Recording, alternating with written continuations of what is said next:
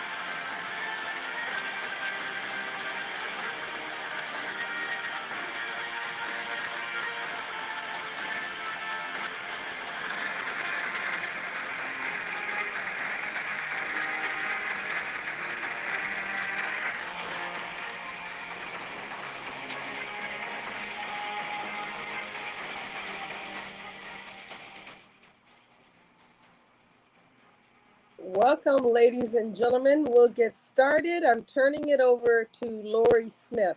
Good evening and thanks for joining Demystifying Government Contracting.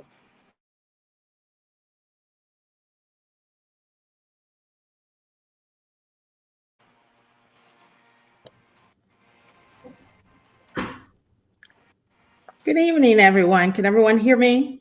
Thank you all so much for joining us on tonight. I will apologize if it appears that I'm looking away from the camera. I am, because I have two monitors up to facilitate my facilitation on tonight. What we would like to do is welcome you all to Demystifying Government Contracting, your equity and government contracting podcast. We are thrilled to have you join us today and for a special episode focused on equity and government contracting during Financial Literacy Month. Our expert panelists are here to share their insights and answer your questions. Now, before we dive into anything, we want to give a warm welcome to our audience, and that is you. So welcome, yay. Thank you all for attending and engaging with us on today. And we want you to feel like a part of this conversation and encourage you to participate in the chat and ask questions to our panelists. Now, your input is valued and appreciated. Now, what we want to do is, want you to take an opportunity, and we want you to invite any of your friends, some of your vendors, any of your community, any industry, anyone that you know of that should be here with you on this evening. Please take an opportunity and go and invite them today. We want you also, at the end of tonight's episode, as we do with all episodes, we want you to share your takeaways. We want to just spread the wealth. We want to get it out to all of the community, because sometimes people are not able to attend. But if you could share a good nugget as to what you were able to take away and what you found value in what we do, what it does is it encourage participation, and it grows our community. And we are here about growing our community. And then we also want you to know that if you have any comments and if you have any questions to ask, I'm throwing my disclaimer out there now. I have told these people I am no one's tech queen. So you all are going to give me all the grace there is in the world on this evening to help me. I'm also visually challenged, as well. Not ashamed about that. I need y'all not making excuses. I just need you to know what you're working with. And so if you have some questions and if there are any comments, put them in the chat box. We are monitoring them, and we will try to answer them and respond to them at the appropriate time. So later on, we will have a space, we will have a pause to facilitate you all being able to ask questions, but please share your comments, share your questions. And we really want to hear from anyone that is new and first time ever joining us. If you can let us know that, put some of your little comments in the little chat box, let us know where you're signing on from. Let us know, if this is your first time, please share that information with us, because we want to make you welcome.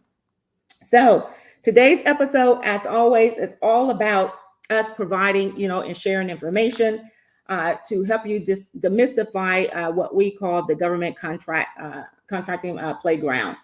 We have every week we get here and we share our knowledge freely. We are not paid to do this here. Everybody is volunteer their time. And so we appreciate the service that the panel members and our guests have actually decided and made a decision to come and impart with others. And so, but again, what we do when we come here is what we try to do is provide you a 360 degree view of government contracting, and discussing how we can create more equity in that contracting space. We also don't just merely focus on government contracting. As you all are aware, we answer and address issues as it relates to being a business consultant and coaching as well, because that's what some of our panel members do. And we also share information about grants as well. And so, and speaking of our panel members, we, on a weekly basis, have a host of experts that come in here and to provide and give to you all on a weekly basis. We have Miss Linda Gray. She's the DCL. She's the mentor.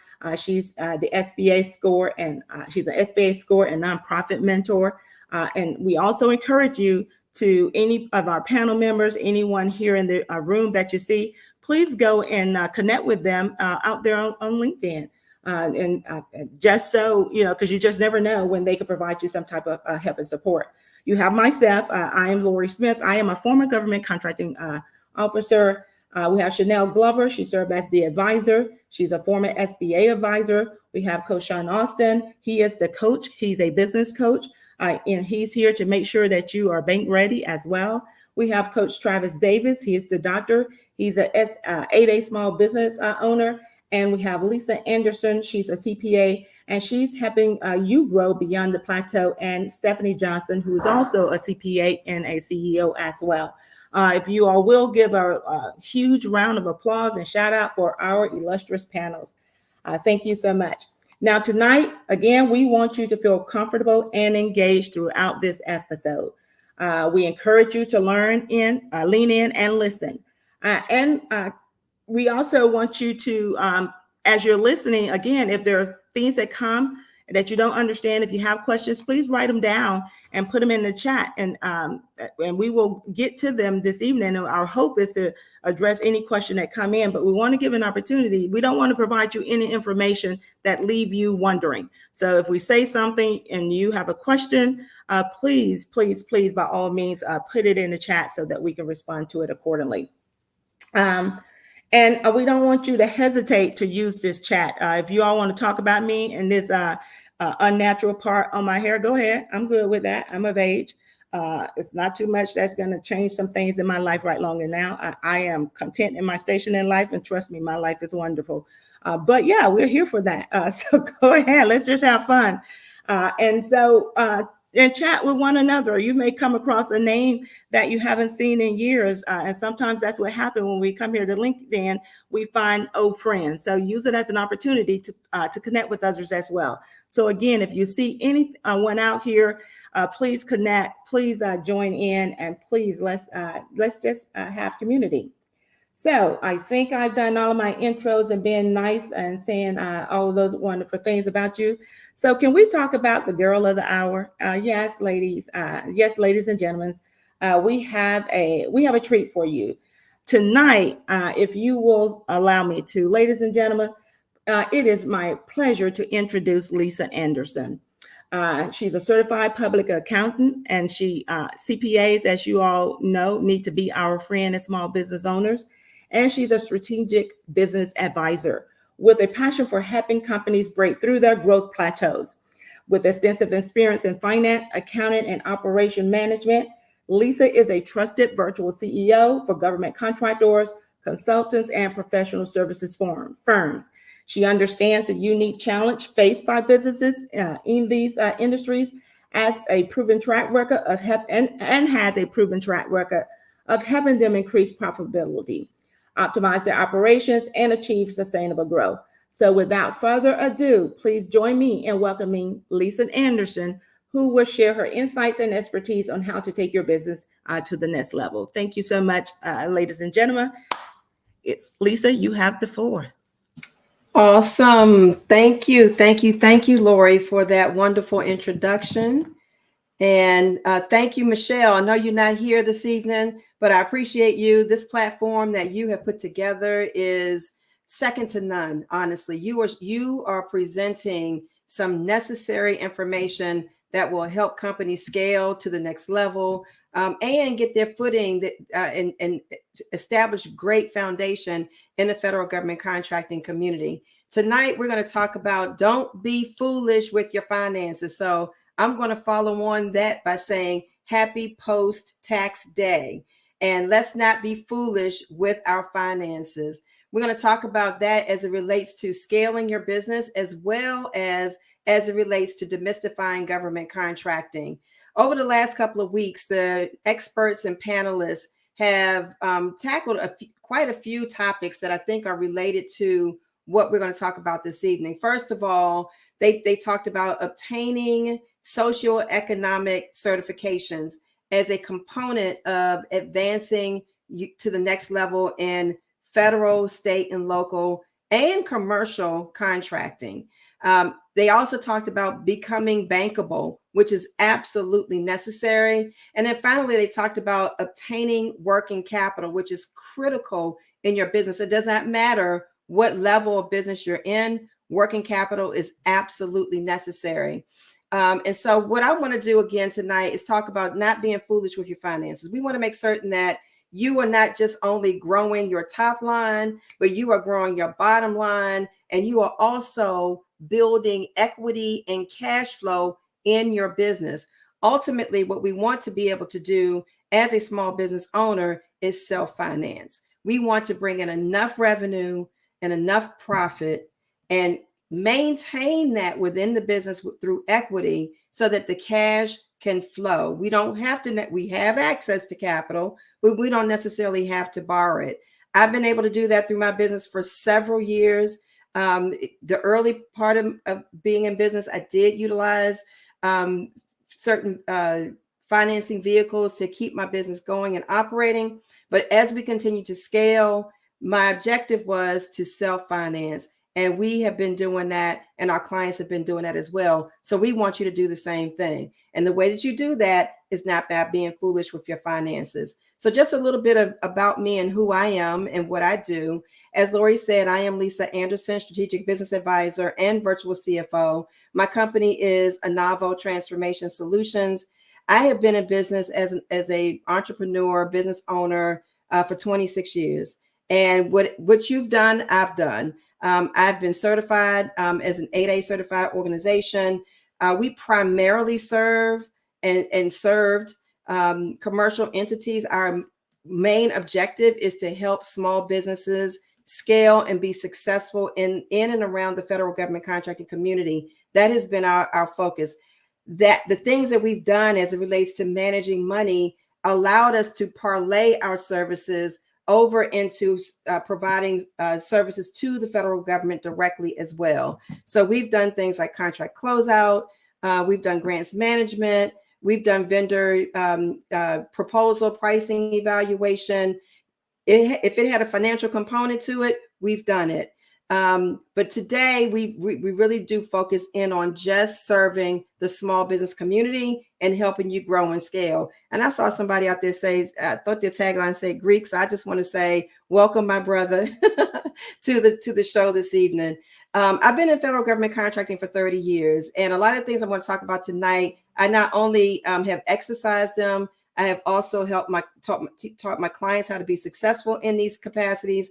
And I've also taught them in various platforms through George Mason University, through PTAC, as well as being a counselor through, to the small business community. So I know small business pretty well.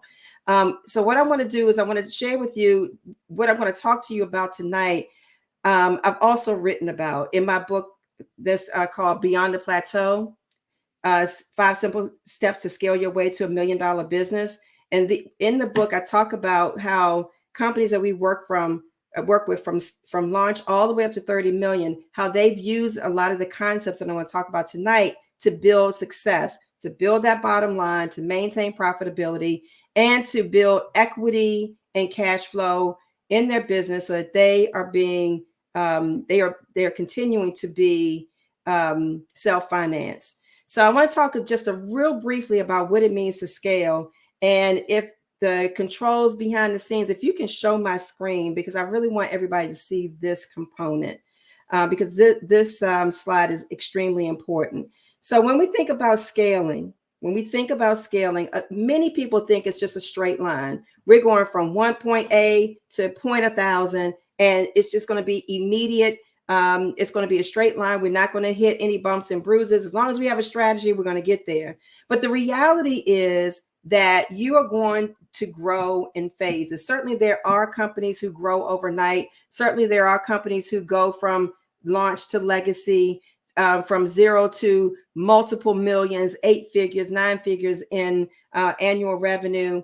But those businesses tend to not stay around for very long, right? If you're building a sustainable business, one that is going to be in business for the duration. Like me, I've been in business for 26 years. If that is your objective, where you're building something by design and you're being intentional about your business, you're going to go through phases. So I'm going to ask you, so these are the 6 phases that we know small businesses go through as they're growing their business from launch to legacy. So I ask you to take a look at this schematic and determine today, where are you in your business?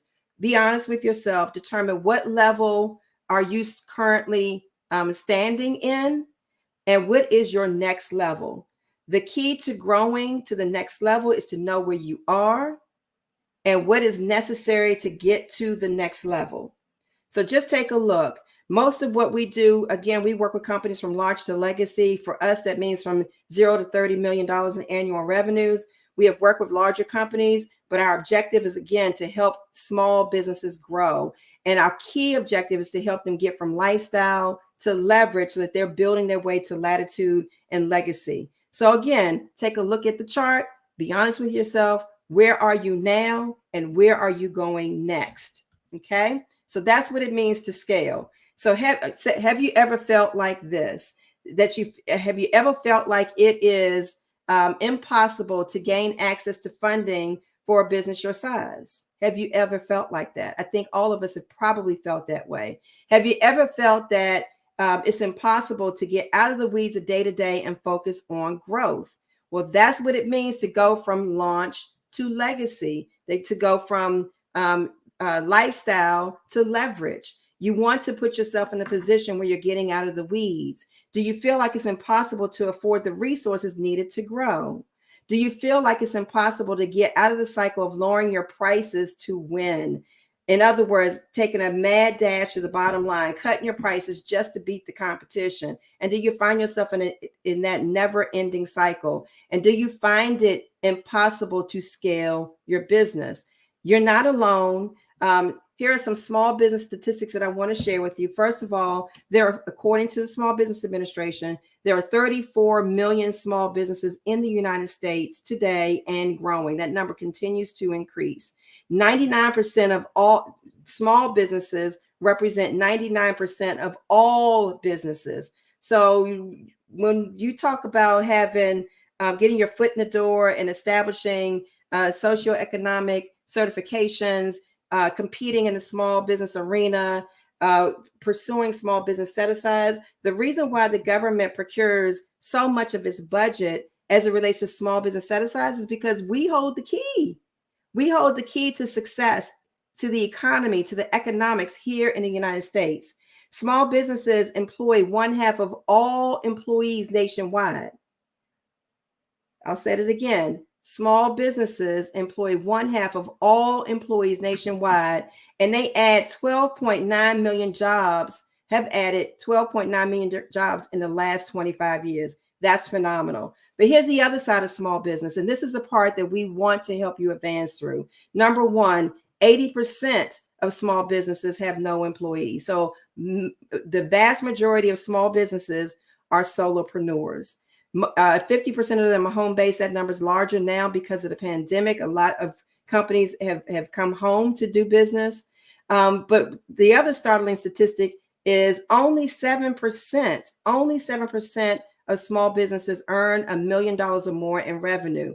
Our objective as it relates to demystifying government contracting and providing with this useful information is to help you get over the hump and entered into the 7% club. That's the objective. Okay. All right. So here's what I want you to know. I'm an accountant. I'm a CPA. I serve as a CFO for small businesses.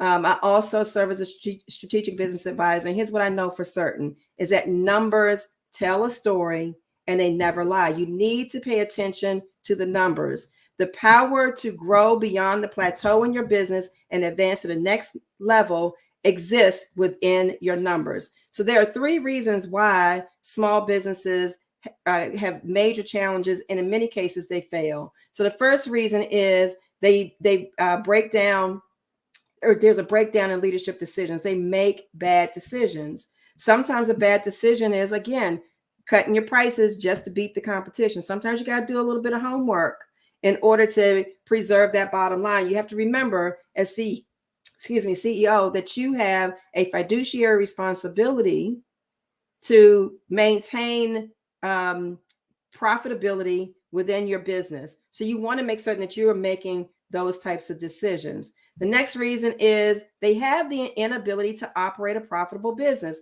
That goes back to the breakdown in leadership decisions. You want to make certain that you are generating proven revenue streams so that you can be successful. The next reason is because of those things, they run out of cash, right? We talked about the fact that you want to build your top line, you want to build your bottom line, you want to build equity so that you can have positive cash flowing on a regular basis. So at the end of the day, the underlying reason why companies struggle, small businesses struggle, is because they're being foolish with their finances. So we're going to conquer that today. In general, when we take a look at what the SBA says about small businesses and their key challenges and issues, is number one, we already know this, gaining access to capital. Number two, making certain that they have workforce capacity. They have the ability to hire. They have access to the resources to hire, and they have the ability to hire those resources to get the job done.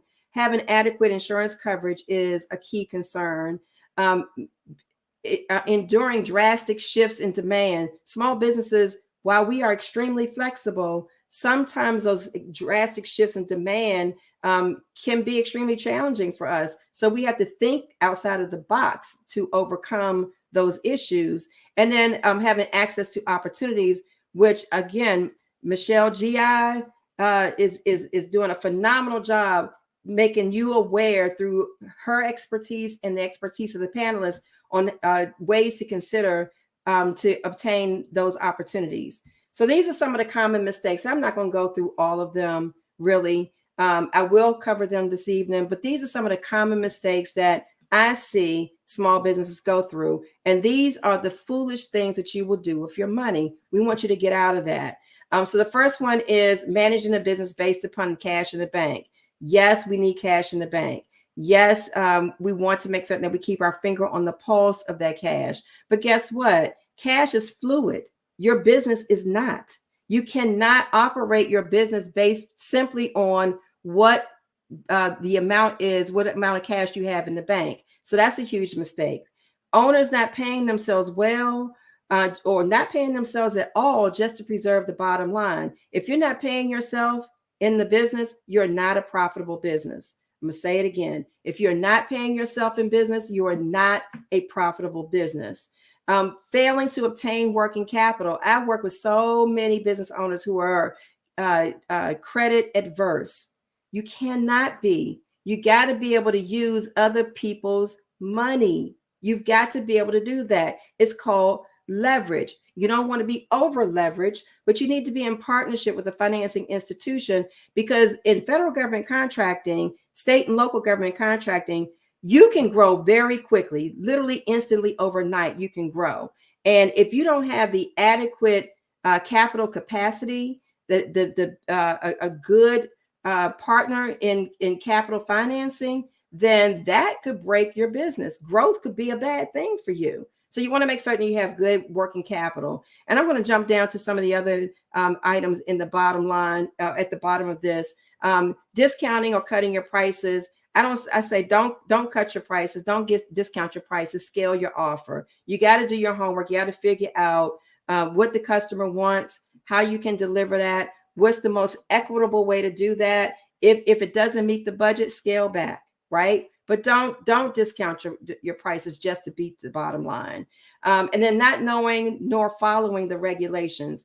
In federal government contracting, there's a lot of laws and regulations. You must be able to understand them. You have to know what they are, and you have to follow them in order to maintain those contracts that you're winning. So those are some of the common mistakes. So what I always like to say, if you continue to manage against the consequences, you will always be left with consequences. Well, today we're getting over that. No more consequences. We are moving the needle. We're continuing to go. We're going to keep our fingers on the pulse of our business. We understand that numbers tell a story and they never lie. We're going to get comfortable with having conversations about our finances with the right people, but we need to get comfortable with instead of bottling up inside, because you will only make a decision. Again, one of those leadership decisions, you will only make a decision based upon your own knowledge and understanding. But if you pull your A team together, your accountant, your tax accountant, your business strategist, your banker, your attorney, if you pull these individuals together and you have real good, solid conversation about what's going on in your business, watch your business grow. Okay.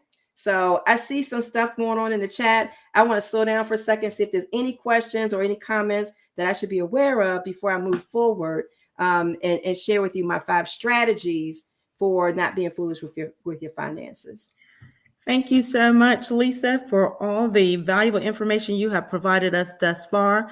I don't see too many questions in the chat at the moment, and there may be some. As I share with you all, I am visually challenged, but I would like to welcome a few of our first-time attendees. We would like to recognize Taria McCorkle. Taria, I hope I said that correctly. We also have Brandon Garrison. He's coming to us from Cleveland, Ohio. Welcome. And we also have George N. He's coming to us from Minnesota. And we want to thank and recognize you all for coming with us.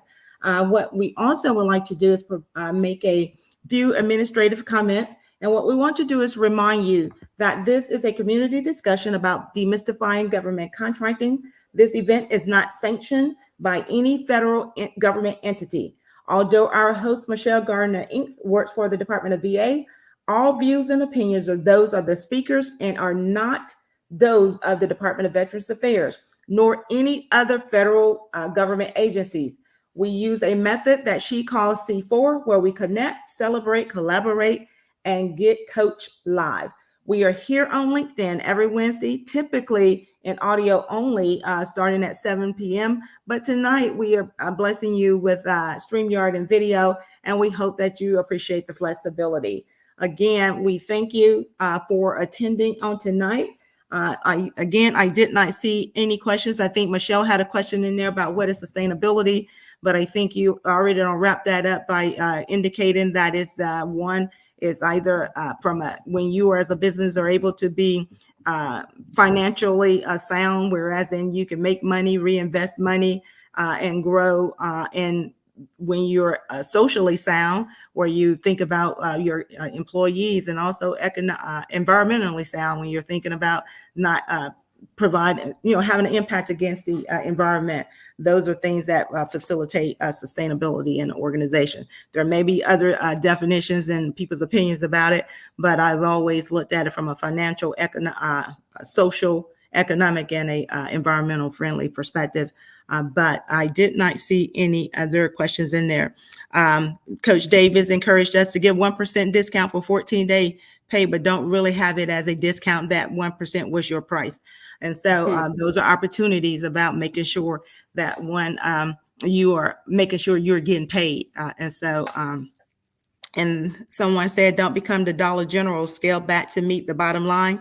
You must understand gov contracts like I did when I worked with the post office. Absolutely. We thank you for those comments. Yes. Lamont shared that he's seen a lot of small business owners treat their business like that's a cash machine. That must be an ATM, Lamont, and also missing business funds with personal funds. Absolutely. So again, I did not see what questions can we ask a potential partner or partnership for personal safety in terms of finances. That's a question that came in for you, Lisa. Yeah. So in terms of asking partners, and I'm believing that a partner means company to company, B2B.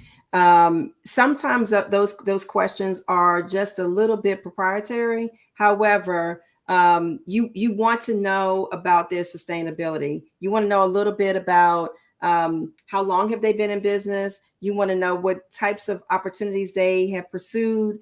They may or may not share with you their profitability. They may or may not share with you. Most will share with you their revenue objectives. But if you are a prime contractor, you want to know, do they have the capacity to perform? So you can ask them about their financing objectives, but a lot of times that they may or may not share with you the net profitability of an organization. However, through conversation, you can pick up some clues to determine whether or not someone is in it for the long term. And I'm also going to say that your reputation precedes you. So if a company has had some issues financially with performing in one capacity, they probably have done it someplace else, and the reputation precedes them. So keep your ears to the ground, ask around. Again, your reputation will follow you. So, and Lisa, also, if I may add, if you don't mind, yeah, also absolutely. when you're looking to establish partnerships with anyone, there's going to be an agreement. You're going to determine who's doing what and to what level and what degree. And so as you're negotiating that agreement, if you during the course of that see that even what they're able to offer or what they're willing to offer, you still will know to what degree you want to recognize those people as a partner. So when we use terminology, we're talking a partner, a partnership, a partner, and or a partnership actually are two really totally different things, in my opinion, because I can have a partner, whereas if I want to go in with someone, they're each carrying their own weight, and bring them on with something, or we partner together to leverage our services. But a partnership is me joining forces with someone where you are going to be committing finances. And at that point in time, if someone is not willing to share with you, that they have the sustainability to engage in that relationship, just pick up your stuff and go to the restroom and just don't come back, Yeah, absolutely. So, If you're going into partnership within the four walls of your business, two or more people are coming together, you absolutely need to know who has the capacity. What capacity does each partner bring to the table? And the reason why you want to know that is when you go to the bank, for example, to obtain a line of credit, or you may pursue a government contract that is of a certain value, and the agency wants to do a financial viability assessment on you. You want to make certain that all of the partners can come to the table with good credit, with the ability to provide the capacity for the company to continue to move forward. Those are hard discussions that you've got to have individually with one another before you enter into those agreements. You've got to be, it's just like, well, they say like marriage, right? Sometimes we jump into marriage and we don't know, but we should know what the capacity is that our partners bring to the table. So that's extremely important. And you're absolutely right, Lori, as it relates to the agreements. A lot of times we as small businesses are not interested in, I won't say interested. We don't negotiate the agreements, the teaming agreements, the subcontracting agreements, whatever it is, we don't negotiate them. We just accept the terms and conditions that are put in front of us.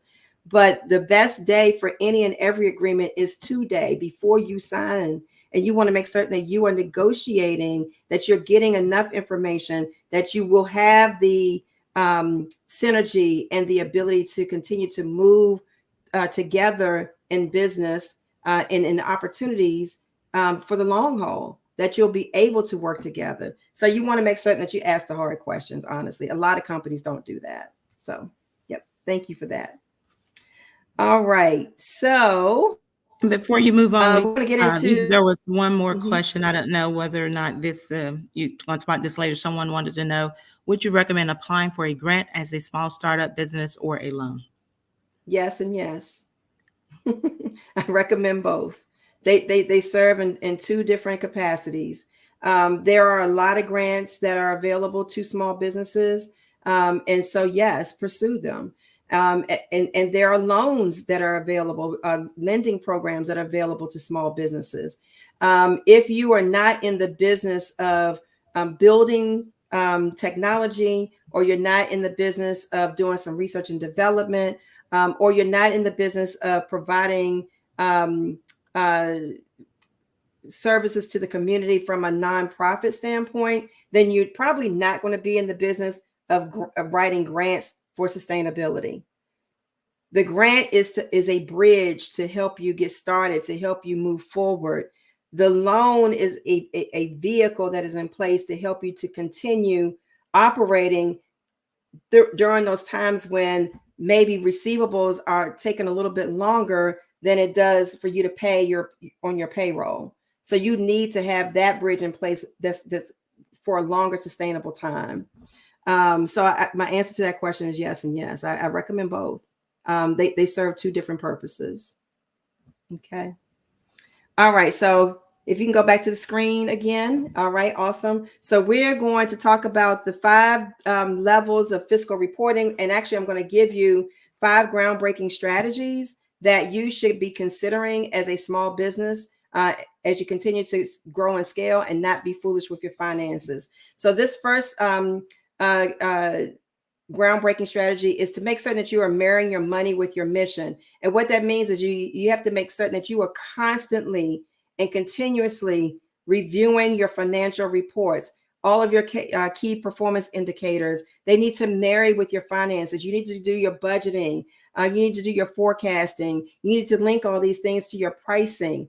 You don't want any of these operations to be in a silo, but most importantly, you've got to get into the habit of taking a look at your finances on a monthly basis. I don't mean just looking at your bank account. I mean looking at the trend analysis, taking a look at your balance sheet. You need to know how much you're worth on a monthly basis. Okay. So if somebody does ask you the question, or if you are working to obtain a certification, it's easy for you to pull that information. But more importantly, you are knowledgeable about your business. You can speak about anything that's happening in your business. So this first level, which is financial results, that's the basic.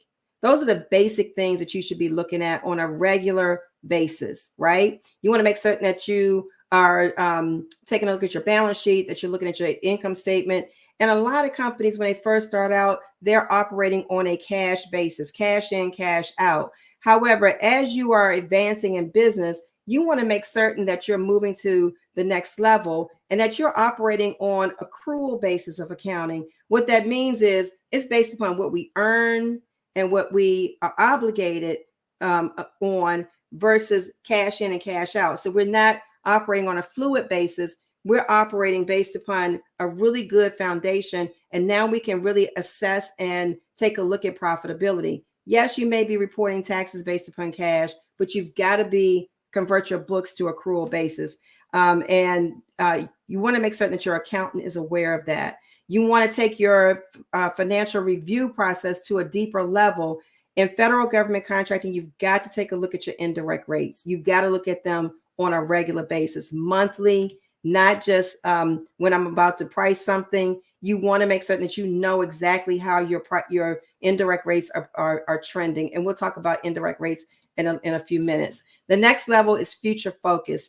Future focus means you're not just looking at what has already happened, but you're also taking that information and you're predicting the future. Trend analysis will help you predict the future. This is where conversations come into play about your finances. Don't sit in a silo, right? And keep all these things to yourself. Start to analyze. You want to know, you want to be able to tell the story to the banker that they're going to be assessing, right? You want to let them know how liquid your company is. You don't know that until you start to do the analysis. You want them to know how much leverage you have in your business. You don't want them to guess. You want to be able to prepare to share that with them. But most importantly, you want to make certain that you are doing your budgeting and you're assessing that budget on a quarterly basis. Okay, a lot of people are budget adverse, but your budget really is something that should help drive the future, that should help link to your strategy for growth. Okay, the next level is to link your financials to your performance. This is where the key performance indicators come in. How well is your team leveraged? That's something that you're going to need to know as your company starts to really grow and expand beyond 20, beyond 30 employees. You need to know, why is my overhead so high? Well, we know it's high because these people are not being heavily utilized. We need to get them back on contract. You want to know how much you're concentrated in subcontracting work. That is extremely important to know because one day you might want to sell your business. And having a heavy concentration in subcontracting work versus prime contracting work may change the value of your business. So you need to know these things. You need to link your finances to the future. And then the last phase is continuous improvement. And what this means is that on a quarterly basis, you are taking a look at all these things and you're evaluating them against your business strategy, and you're maneuvering and making moves and making changes based upon what you see. So now you are building business by design. You're not being foolish with your finances because it's all laid out there in front of you, and you're making really good leadership decisions about the direction that you're moving your money in, moving your company in. Okay. Groundbreaking strategy number 2. We've already started to talk about banking, but you got to have a really, really, really, really good banking relationship. Your banker should be able to move as quickly as your business needs to move as you are growing in the contracting space. I said it earlier, literally you can win a contract today and you can be double, triple, quadruple the size tomorrow. And are you prepared for it? And if not, if you have a good banking relationship in place, can they move to help you? So I recommend 3 different things. There are 3 different types of lending institutions that I like to see small businesses have. And certainly there are other lending vehicles out there, but these are the ones that you want to strive towards working with. So the first one is credit union. And I say you want to have a credit union as a business because they have a lot of great benefits and they have really good interest rates, right? Their interest rates are better than the average commercial bank. But I typically say that credit unions are really good for benefits. And what that means is if you enter into a relationship with a credit union, put some money in a money market account and let that money grow through that interest interest rate that's going to be on that savings account.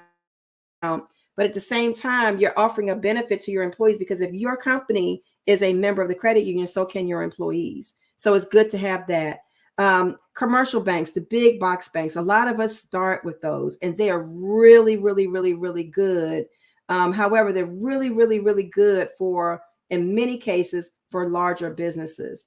And when it's time for you to move, you need to make certain that you have a partner that can move as quickly as you. If I need a line of credit today because I have an opportunity that we were just awarded and I got to turn it on really quickly, the larger the bank, the longer it will take for that vehicle to be put in place or to be increased. So that's why you want to have a commercial bank, a big box bank, because you can get to them. Your money is accessible. You can find them any and everywhere. There's solid ground. We just recently went through an experience where some banks collapsed. The bigger banks typically won't. And so you don't have to worry about that. You can stash some cash. Always make certain that you're staying within the FDIC limits, but they're good for that. The community bank, though, that's your relationship bank. And the community banks, we learned during the pandemic, have been the most flexible in terms of helping small businesses maneuver, and they are moving at the speed of business. So those are the three types of banks that you want to explore. There are other financing partners that you might want to take a look at, but typically they're going to cost you more money. There's factoring, there's quick loan facilities. Those facilities will typically cost you more money. The objective is to really get you into a traditional lending position so that you can take advantage of the lower interest rates and have vehicles that are flexible and can move when you move. Okay. If you've done the 5 financial strategies that we talked about in the groundbreaking strategy number 1, then when it comes time to have a conversation with the bank, guess what? You're ready. Okay. Because you've been looking at your finances, you've been monitoring them, you know the story, you know what they're going to ask you for, you know how to make certain that you're able to leverage that relationship. Okay. Strategy number 3 is all about pricing.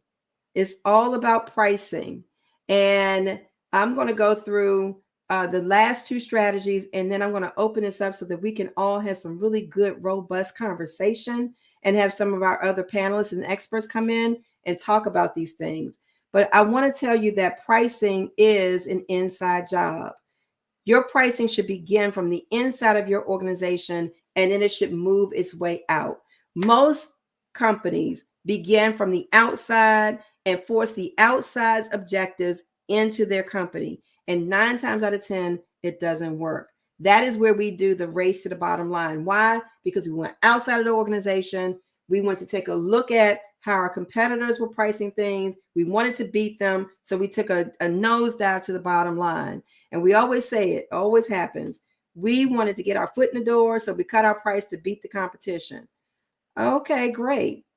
Well, unless you have a strategy that's going to help you build pricing in a better way so that you can obtain other contracts within that agency and become a little bit more profitable, what I have seen most companies do is they just continue to cut the price. So don't start there. Start from the inside out. And so what does that mean? You have to think about what price means to your company. Number 1, if you price it right, it means greater profitability. That's what we're going for. If you price it right, certainly it means that we're going to increase our revenue. If you price it right, it gives us the opportunity to make really good investments in our infrastructure, in other assets that are going to help to drive business. It really gives us the opportunity to even invest in acquisitions if you want to buy another company. It also gives you, if priced right, the ability to increase your cash flow. Again, we're looking for positive cash flowing. And then finally, it gives you the opportunity to prepare for your exit strategy. And that is by building equity in your business. Once you've taken all those things into consideration as you are pricing your opportunities, now you can go outside of the organization and start with your customer first and go to the customer and determine what is their budget, what's their temperature, what do they really want, what does the statement of work require of us, and how can we convert them into being our customer. Now we know inside what we need in order to make certain that we are a sustainable, profitable organization. Now we want to look outside and talk to the customer and see how we fit. And is there some negotiating room to maybe pull back on a few things that we may have incorporated in our pricing? Don't cut the price, scale your opportunity. And then the final thing that you look on the outside, so you know internally what the company needs in order to sustain. You know what the customer's appetite is. Now let's measure ourselves against the competition. Now we know how we need to maneuver ourselves, but don't start with the competition and then go to the customer and then figure it all out on the inside. You got to go from the inside out. So I hope this is really making sense. And I probably said a lot. So I'm going to slow down for a second, see if there's any questions right now. Start from the highest level of value so that you can circle back and help people who live in countries with almost no infrastructure. Yeah, absolutely. Isn't that why you're in business? Really, at the end of the day, to be profitable so that you can help the community. Absolutely. All right. So no questions. Let's go on to the next phase of this strategy number 4, which is to follow the 4-step formula of building effective pricing. And this is where you've got to know the regulations. And I'm looking forward to having this conversation in a second with Lori. But number 1, you've got to be familiar with the FAR, the Federal Acquisition Regulations. What does it say about cost accounting principles? You got to become familiar as a business with FAR Part 31. Why? Because it gives you the roadmap, the guidance. It tells you exactly how you need to, what is considered to be allowable from a government perspective, what is considered to be unallowable, how these things need to be segregated in your accounting system, how things need to be structured. The FAR gives you all of that guidance, okay? And all of that guidance ends up in your pricing and the offer that you're making to the federal government. The next is to assess the compliance. And this is where, again, you determine allowability. Not everything that you incur as a business is going to be allowable. I'll give you a really good example. One of the things that a lot of companies will do, especially during tax time, is they'll go out and buy a car.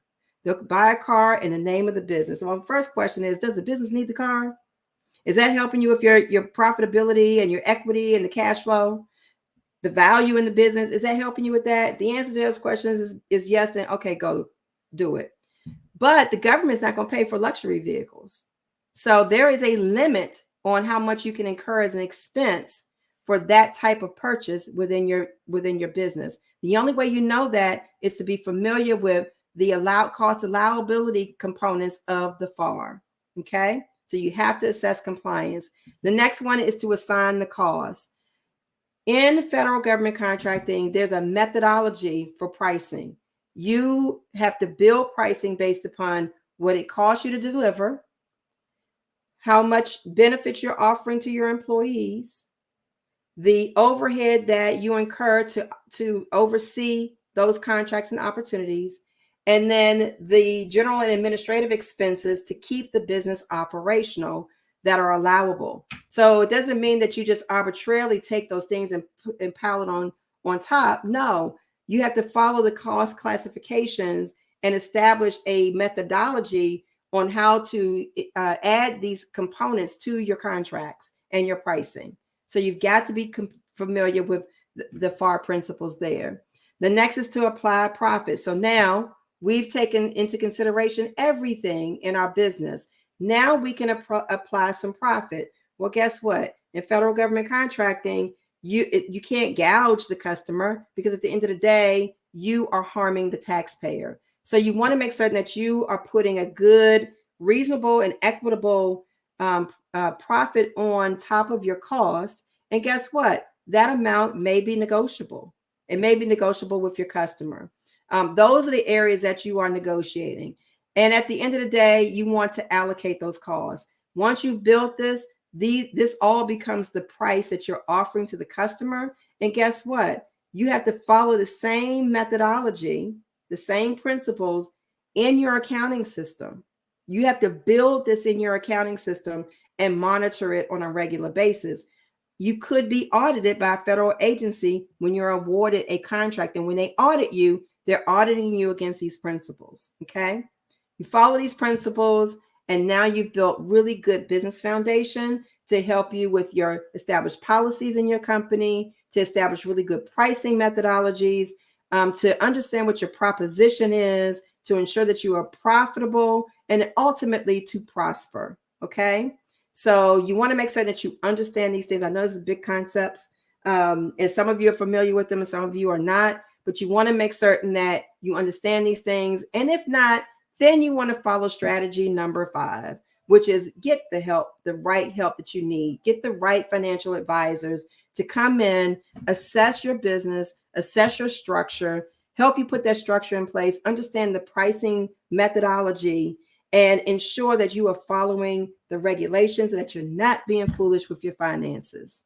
There are 3 levels of financial, internal financial operations that or individuals that you can hire: a bookkeeper, an accountant, and a CFO. Your bookkeeper is going to be more transactional. They're going to take your day-to-day activity, they're going to put it in data entry, and they're going to shoot out some reports. Okay. There's not a whole lot of analysis that goes along with it.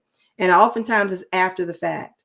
An accountant is going to be also transactional, but they're going to add some analysis to it. They're going to add some compliance to it, and they may help you with some tax preparation as well. They're more reactive to the financial components versus a CFO who is strategic, right? They're assessing risk. They're doing impact analysis. They're making certain that you are building equity within your business and that is driving you towards your overall strategic objectives. So they are results driven. So you want to make certain that you have the right resources in place that can help you put these things in place and maintain, be sustainable, continue to grow, scale your business, and push your way towards what I like to call legacy. So those are the 5 strategies. I'm going to open it up for conversations because I see we got a lot of panelists here, and I would really like to talk with Lori and the others about what you've seen from a government side. So Lori is a former contracting officer, and some of the things I talked about as it relates to pricing and compliance and all the other things I talked about, I know she's seen it from the government side of the house. So I'd love, Lori, for you to come up and let's have some dialogue about that. All right. Oh, my Lord.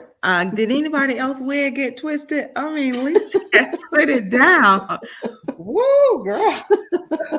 Look here, y'all. Now, this right here, I'm just saying.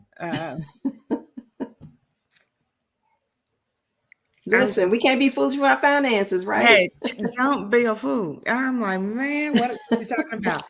But a lot of great information, and I really, really do hope you all enjoying it. I hope you all took some notes. We may have to have her go back to that little one slide with all of that part 31, that little table for you all, because trust me, that is something that is always missed. And so what I really do appreciate, Lisa, is that you breaking it down and you really sharing it with them so that they can understand it. From a CEO, former CEO perspective, what we often see, and it still does happen today, I think one of the questions is, what do you mean by starting from the inside before you go outside? And I'm certain you will answer that after we finish this little this talk right here. But to your point, what we see in contracting more often than not is, like you say, everyone's trying to come in high or you come in low. A lot of those, a lot of small businesses, they take that, I want to get my foot in the door to a level to sometimes it's to their hurt. So typically what ends up happening is that we can recognize readily that someone do not understand the regulation and have not even taken any effort to, review Part 41 or any other type of regulation, and or even had any kind of consultation with an accountant or anyone else to assist them with their pricing. Pricing can be difficult and it can be scary. A lot of things they also would do is just go look to see what someone else charged on a contract.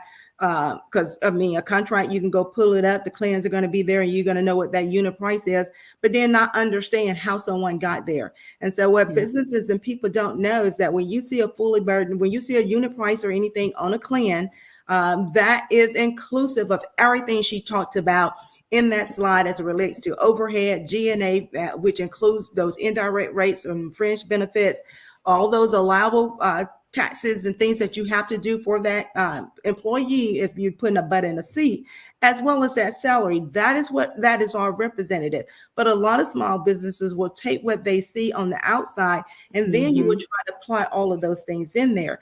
Another issue that a lot of, aside from the pressure to, bid low, and which really puts you out of business quick, fast, in a hurry, it does damage your reputation because you're not able to comply.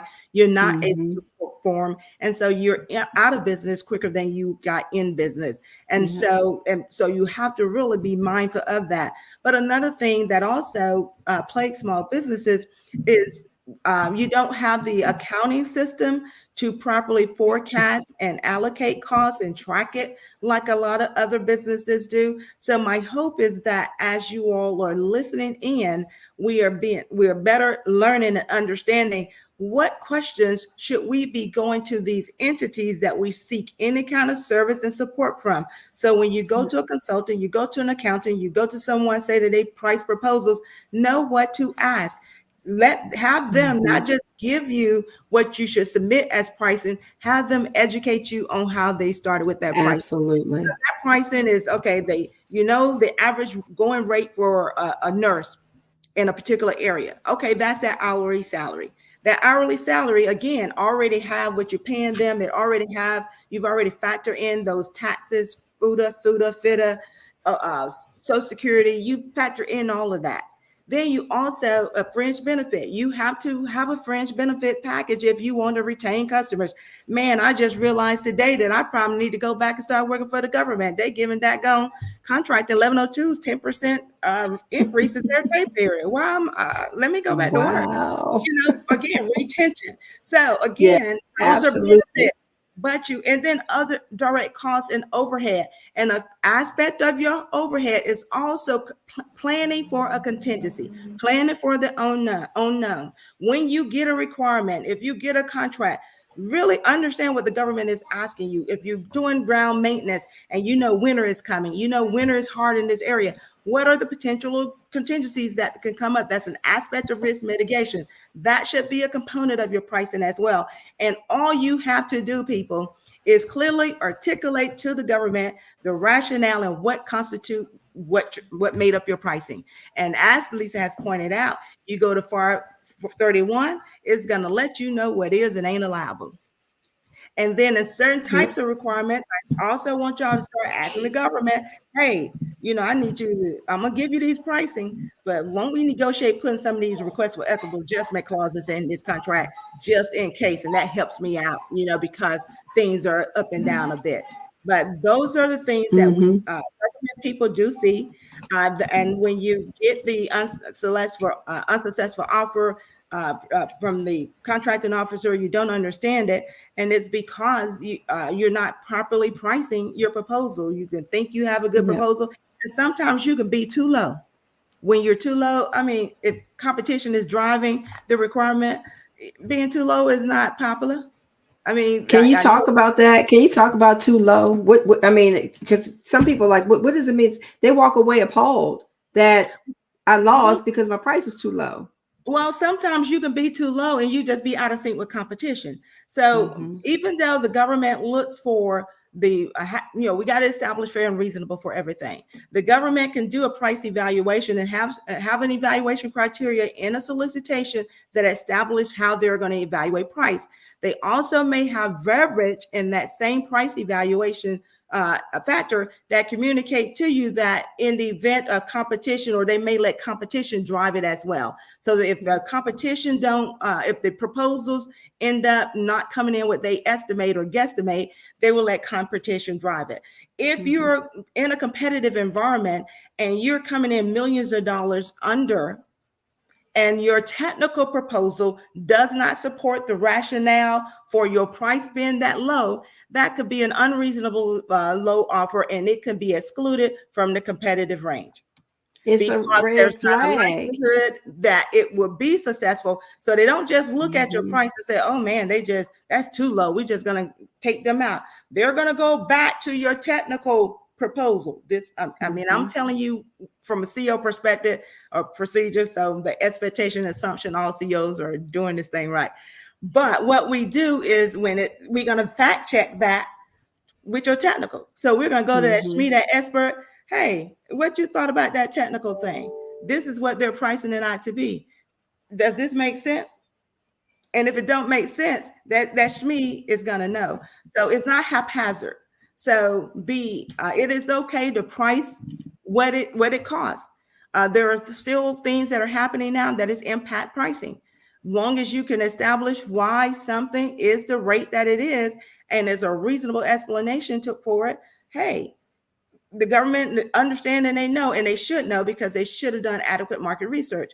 And then when we talk about your fee, your profit, you can add a profit. I mean, the government is not trying to have you come and do business for them for nothing. And I think that's what people miss as well. For any effort that you provide to the government, there should be a reasonable expectation that you're going to be properly considered for that. And so that consideration is going to come in the form of them, accepting your rates, hopefully is what that you will get out of that. But if you're outside of that competitive range, you come in too low, the government going to put you out. And then if you come in too high, the government is going to just throw you out as well. So those are things that you have to be mindful. And for small businesses, take advantage of when you go to this SBDC, if you go to an APET center, if you go to a PTAC, if you go to SCORE, talk to someone about do they have access to forecasting equipment or a system that can teach you how to learn how to price things out. And because that is one of the things that do impede small businesses, because otherwise, they just don't have accessibility to that type of accounting equipment. Absolutely. Absolutely. Hi, Chanel. Hello. How are you? I'm fine. So before we go to you real quick, I think Linda said there's some questions in the chat. Yes, Krishna, and y'all apologize if I'm messing up your name. Wainwright, Krishna, is there a general pricing model and or percentage model to follow, or does it change case by case? It changes case by case. So there are some basic models that you can follow, but every business is different.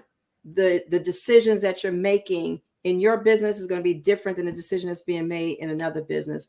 There is no one. If there was one size fits all, everybody would be offering the same price. So there is no general percentage. I get that question all the time. What's the average? Now I can tell you what I have seen, and I can tell you how if I were evaluating your proposal, how I would measure you.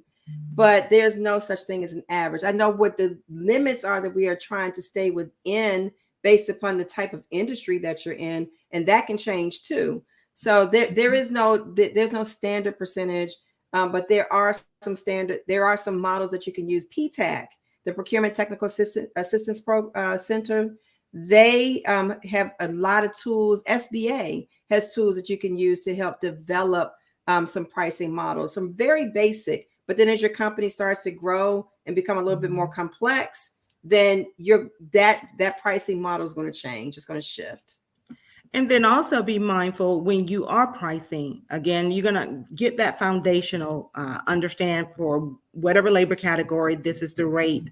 And you already know what you're offering from a fringe benefit package, and that cost, and it's again going to roll up. I think back in the day, I used to have because there's actually, you find the right person. I don't know whether I put my hands on it, so I'm not promising I would share anything. But we used to have a template for estimates, IGCEs.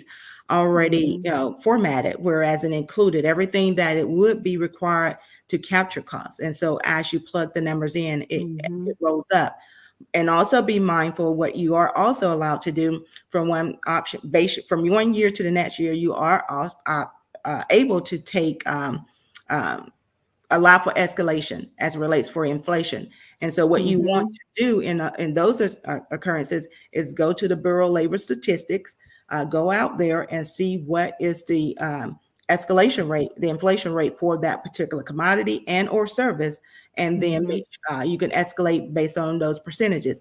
However, as a business, and a lot of businesses do this to mitigate or to keep themselves competitive, as a business, if you know you're paying great rates already for salaries, and you can, they use that escalation as also a means. Some will change it, some will not. Some may escalate the first year, may not escalate all years. They may keep it flat across the board.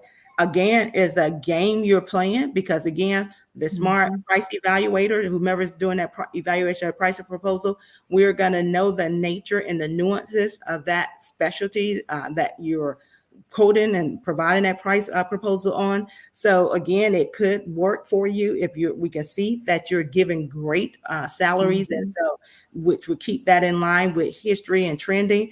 But otherwise, just different things that you would have to do. But and be mindful, even from a profit perspective, just come in here and just come up with a number that you want.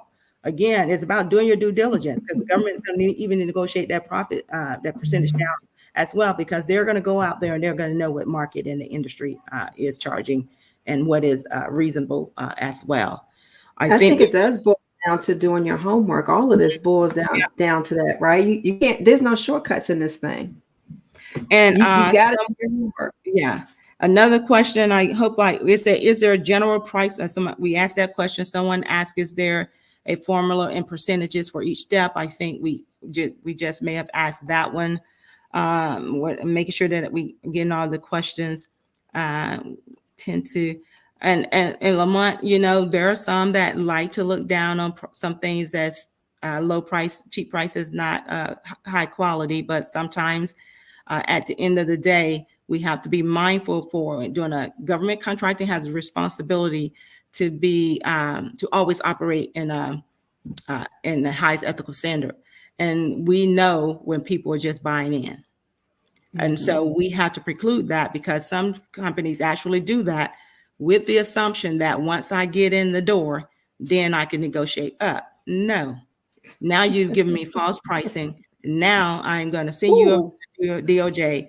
Now you won't be doing business with nobody ever. So that's the issue. Too many make the assumption. And so and go out to the DOJ, y'all will find all the people that decide to be friends and go build their own community in some island somewhere. And everybody got a special outfit. So I'm just saying. Well, with that said, everybody needs to get familiar. They need to know Tina, right? They need to know Tina real well. Yes. Yes. Brandon Garrison said, can you or could you provide contacts to lenders or entities who want to invest or provide a loan for a startup non-invasive mental health clinic? I have a monthly breakdown, fully detailed. Brandon Garrison, what I would recommend that you do is connect with Chanel through LinkedIn. Last week, we had CFI and the loan folks. Next week, we hope to bring them in so they can do a mock loan application. But if you connect with Chanel, she'll give you the contact information for you to reach out with that entity and hopefully be able to provide you some support. Also, be mindful that as we are seeking opportunities for grants as well as loans, you just like in your personal life, y'all got to be credit worthy. As a few folks, they are giving opportunities without checking anything based on the story you tell. Just be real and honest about your story, so just gonna throw that out there. Tanisha said, do rates and pricing offers differ from local level versus federal? Actually, yes, because from a federal perspective, some federal regulations drive what will be required for you to operate on a contract with the federal government. So it used to be called the Service Contract Act. I think it's the Services Labor Standard. It doesn't change, but it's still the same thing. And FAR Clause, Part 37, it'll talk to you all things services, so that you will know. And even with constructions, anything under constructions, there's a act that established, used to be called the Davis-Bacon, established the wages that you were mandated and required to offer contractors on those types of contracts. So, and then for any service contract, anything subject to the wage determination, the Department of Labor has already established what those rates, salaries as a minimal have to be for anyone that works for the federal government. So you can always go to the Department of Labor, download the wage determination schedules for any for your specific location. Now that could be a great starting place for you to start gauging and learning how to do pricing. Absolutely. Because that's the salary as to what you're gonna pay someone, and then now I just need to add my other costs on top of that. And then GSA has some pricing that they've captured that you can go out there and you can gauge as well. But the Department of Labor, for anything that is subject to the wage determination, everything is not professional careers, like the doctors and those types, and some nurses are, some are not. So you have to check to see what is subject to the wage determination per your respective state. See that we get all the questions. Chanel, did you want to join in?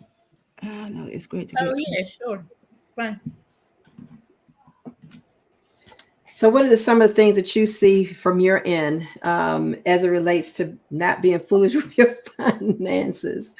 So I know you gave a really big, it was really great last week, the information that you provided. So I'll give it from, my recommendations are coming from different perspectives. I've been a financial analyst, contracts officer, rep, a core, and an auditor within government. So these are some of the things that I see. I would say not many businesses, they submit reports, or they'll have their audited financials, and then they don't have supporting documents to validate the figures that were submitted. So from an audit perspective, whenever you're submitting any financial report, the government can come back and they have like retention requirements where you have to keep records, supporting documents. So I would say to familiarize yourself with the documents that are required, because if they come back for a receipt and you say, well, I only have my general ledger, then that's not sufficient documentation. So just becoming familiar with what the requirements are for retaining records and your financial management requirements for your grant or contract, to review your contract in full, your terms and conditions, to find out what are the financial management requirements, because some people get the agreement, sign it, and don't see all the other clauses that they need to go and review that are flow downs into your agreement, and if internal controls are in there, that's another thing. There are certain internal controls and system requirements that you must have within your business to do government business. So you need to go and find out that. That leads to not having qualified staff, which is another consistent thing. Just because someone has credentials and may have commercial experience, it does not mean they have the knowledge of the government regulations, requirements. They may have their CPA or JD, but if they don't understand the FAR, the circulars, or the uniform guidance, then that's not helpful to you. So you need to make sure you have qualified staff. I would say the other thing are the systems. Many companies do not invest in proper systems, and you'll see with some of your agreements, it says you have to have a certain system standards. So you need to make sure that your system that's capturing your financial management and your the management of your contracts or grants meets those requirements, because the government comes out sometimes. I know that because I've been an auditor, did site visits, a compliance oversight advisor for agencies. And when the government comes, they can interview even your internal corporate staff. It's just not limited to the people that are on the contract or grant. So be prepared and make sure you have, whatever you say, whatever work you say you did, make sure you have documentation to validate that.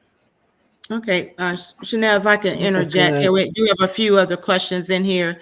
There was a question from Georgiana. She asked, what is the government doing to compensate for inflation?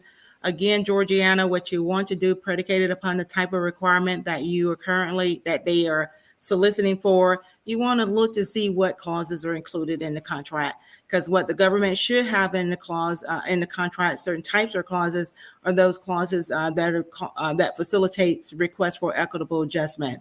So if there's an unstable market, if the requirement, what they're asking for is unique, they're going to accommodate that for, with those type of clauses. But then also be mindful that inflation will already have driven pricing. So the government is mindful of what is occurring in the community and the environment and throughout. So they already know pricing is at a premium. So that won't be a surprise to them. And so again, through competition, everyone will come in with an inflated rate, not because they're purposely doing it this time. It's because that is what that's what industry, that's what's been driven by the economy. And so they're mindful to that.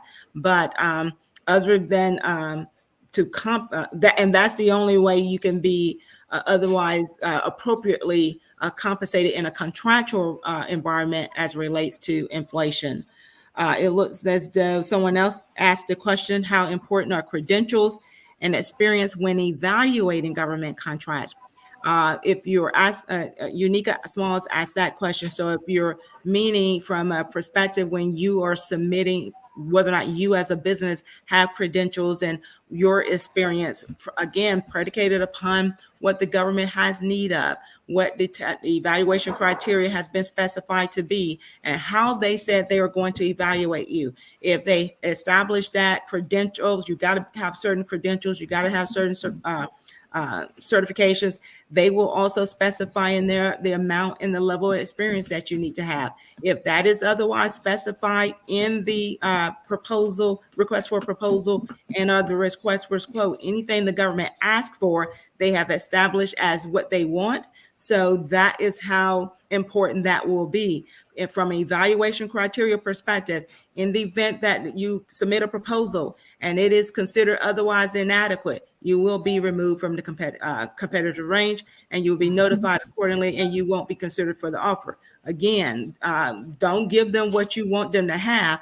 The government have already told you what they want. We're supposed to be responding to provide them what they need and what they ask for. And so what you want to do is always make sure you are submitting your absolute best to the federal government, predicated upon what they want. And if you can go a little bit above and give them a extra little, sprinkle of chocolate chips or peanuts on their little ice cream, so be it. But again, make sure that price is fair and reasonable. If it don't cost you no more to add this right here, because that's a aspect of how great and how excellent you are, great. But give them what they ask for, not what you want them to have. Good points. So we have 7 minutes left. Do anyone have any other questions? Please ask your questions. Felicia Sanders said, I know it is great to get the contracts. Is there a formula or template to make sure the contracts are reported accurately? Milestone Mets, end of year reports out. I may not be using the correct language. Felicia, I'm gonna try to guesstimate this is what you're asking. It's great to get contracts. Is there a formula template? So what I'm assuming that you're asking, although once you get a contract, it is great to get a contract. What you want to do is part of that contract, also a part of that request for a proposal, they should have, and they may have asked you, well, they're going to tell you how they're going to evaluate you. They're going to also tell you how they're going to assess you during the performance of that requirement. So there should be somewhere in that that solicitation, they're going to have what they either identify as a performance requirement summary and or a quality assurance surveillance plan. Typically, although the QASP is not required so much to be a part of the solicitation, they at least put that little table in there. So they're going to tell you, one, these are the things that are the most important to us, and this is how we're going to assess you. And then they're also going to communicate to you to what degree they're going to do the assessment, how they're going to be determining whether or not you're meeting compliance, and then what will happen, the consequence in event you do not comply. So what you want to do as a contractor, as a small business, what all of you want to do is take that information. That becomes what you utilize to start establishing your quality control plan, because that requirement eventually is going to require you to provide them a quality control plan within 30 days after you get the award. And they're going to ask for that because what they want to know is what are you going to do in order to perform based on what we've identified, and how are you going to comply. And from that point, there are going to be the deliverables will be noted in the solicitation in your contract. You want to create your own internal CRM or whatever device, however you set it up, where you know the frequency, when something is due, how, internally, what are you doing to set up controls internally to make sure that you are always compliant. And so if you there are a lot of tools that are readily available to do that are not cost prohibitive, that will allow you to set those up. But it starts just taking what the government has, and then building your expanded that template and adding what you will do to meet that and or monitor that to that. So I hope that answered your question. Lori, can I add to the? Okay. Go ahead, Chanel. Yes. So well, go ahead, Lisa. You got it. Lisa, go since she's the host. No. Oh, so I help companies with that, and in compliance issues, I help industry sometimes with that. Make sure you document all your accomplishments in as great as detail as possible, because there's not a problem until there is one. So you can submit a high level report to the government, but on your end, you need to quantify and have like as much detail as possible about the success, any issues that are going on with your contract, because you're going to need that, for one, to report out, but in the event something happens, you'll need as much documentation as possible of your performance internally. Okay, before you go, Lisa, I was going to say that. Okay. Now I was going to throw this last question out for the panel for someone to ask. They asked, very informative. Thank you. What do you recommend for those of us who are brand new to the contracting world so that we are successful while shortening the learning curve? Well, Chavez, start with strategy number 5. Well, Chavez, if I recall correctly, y'all, is an Air Force veteran. So you know I'm coming for you. Ooh, we ain't shortening no learning curve. Come on now. I'm just joking. But what did you tell them to do, Lisa? To start with where? Start with strategy number 5, which is surround yourself with the right resources. Exactly. You are, as CEO, period. It doesn't matter whether you're in government contracting or any other industry. Your job is to be resourceful. Your job is not to know everything. And so you got to get comfortable. If you're scaling, right, you're going from launch to legacy, you want to put yourself in a position where you're surrounding yourself with the right resources. That is how you shorten the learning curve. So any one of us on the panel, any of the other panelists that join us every week, there are other resources out there. You've got to surround yourself with really good resources that understand the industry. Chanel made that point earlier. There are a lot of accountants out there, and you can go to any accountant to do debits and credits. However, not every accountant understands the nuances of contracting, and an accountant that doesn't can get you in trouble. So you want to make certain that the resources that you bring on board understand the industry, they understand the regulations. And again, they're going to teach you. They're not just going to put stuff in place. They're going to converse with you. They're going to share the information about why is this important? How can you use it? How to negotiate? They're going to share that information with you. So that's my recommendation. And hey, and so thank you all. We have ran over time again, but we really do appreciate you all. We do hope you all got some great information and some good nuggets from what was shared with us tonight. Again, please give Lisa a massive round of applause. I mean, she did a phenomenal job. Again, some great information. So timely, is extremely timely. And so we really do appreciate you. Again, thank you all for joining. Please make sure that if there's anyone on the panel that you would like to stay connected to, please do so. For all of you that are getting started in the government place or space, please take advantage of your PTACs or your scores, or your APEX centers, and or also just educating yourself. There's a lot of YouTube videos out there. What people cannot do is stretch the truth about FAR 101. That's general information people just regurgitating, and so take advantage of that. But you got to research. There's someone can lead you to the well. However, you only know how thirsty you are or how full you are after you drink.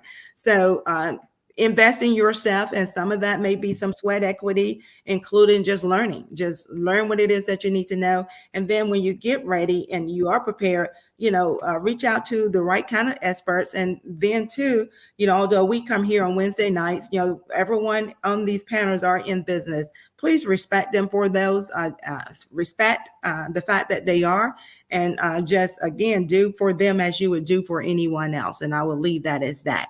We thank you for joining us again.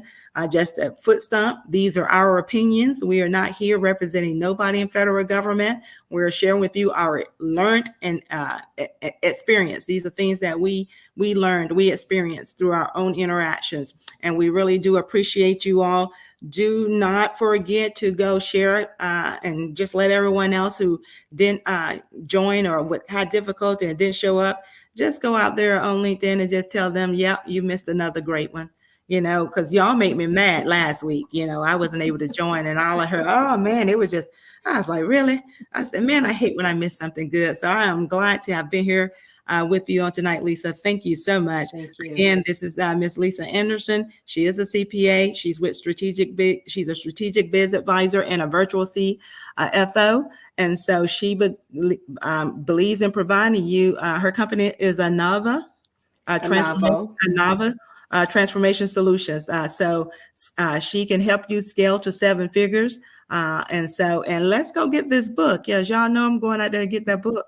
And look, I'm gonna try to get her to give me that slide. I'll share because that was a good one. So thank you all for joining us. Do have a good evening. What is the process to buy another company and a beginner? George N. Reach out to one of the coaches, or come back next week, and we will try to answer that question for you. Right now, we went over time, and we do have to end this segment. But we do appreciate your coming. So hopefully you'll come back with us next week and present the question, and we will try to answer at that time. Again, thank you so much for this tonight. And GI, as always, you are a phenomenal woman. Thank you for this platform. It is a blessing to us all. And so all of you, share and show GI some love as well, because man, this right here was pretty awesome. It's just the concept, the mind, just all together is pretty wonderful. So thank you so much. Lisa, would you like to give us some closing remarks before we go out? I just want to thank you all again for showing up for yourselves this evening. We went through a lot of information, and there's plenty more that can be shared. If you want to connect with me, please connect with me on LinkedIn, and go to scale-to-7figures.com. If you click on schedule an appointment, I'm happy to sit down and talk to you about how to assess your business and make certain that you have the right structures in place. So Thank you all, and have a good evening. Chanel, before we unplug it, did you have any last parting words? Yes. Connect with me if you on LinkedIn, and also network, attend events, because another part of growing in GovCon is to make sure you build relationships. So network, and then make sure you're attending the industry events. Yeah. All right. Well, thank you all so much for taking time out to be with us on this evening. Enjoy the rest of your evening. Thank you. Good night. All right. Thank you.